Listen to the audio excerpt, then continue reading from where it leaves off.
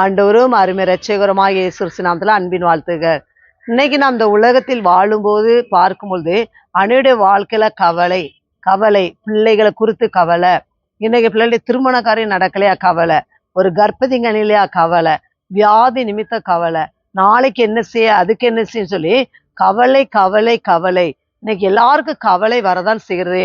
ஆனா இயேசு கிறிஸ்து ஒரு வசனம் சொல்லுகிறார். மத்திய சுவிசேஷம் 6ஆம் அதிகாரம் 34ஆம் வசனம் சொல்லுகிறது, ஆகையால் நாளைக்காக கவலைப்படாதீர்கள், நாளை தினம் தன்னுடையவர்களுக்காக கவலைப்பட சொல்லி.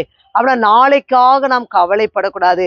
அதுக்கு முந்தின வசனம் சொல்லுகிறது. அதனால்தான் முதலாவது தேவனுடைய ராஜ்யத்தை அவருடைய நீதியும் தேடுங்கள், இவையெல்லாம் உங்களுக்கு கூட கொடுக்கப்படும் சொல்லி வேதத்துல வாசிக்கிறோம். அப்படின்னா அன்பு தேவனுடைய பிள்ளைகளே, நாம் எல்லாவற்றையும் நாம் கவலைப்படாதபடிக்கு நாம் ஆண்டோடைய சமத்தை நாம் தெரியப்படுத்தும் போது நாளைக்காக நாம் கவலைப்பட மாட்டோம். ஏனென்றால் தினந்தோறும் நம்மளை தினந்தோறும் நம்ம தேவைகளை சந்தித்து நடத்துகிற தேவனா இருக்கிறா.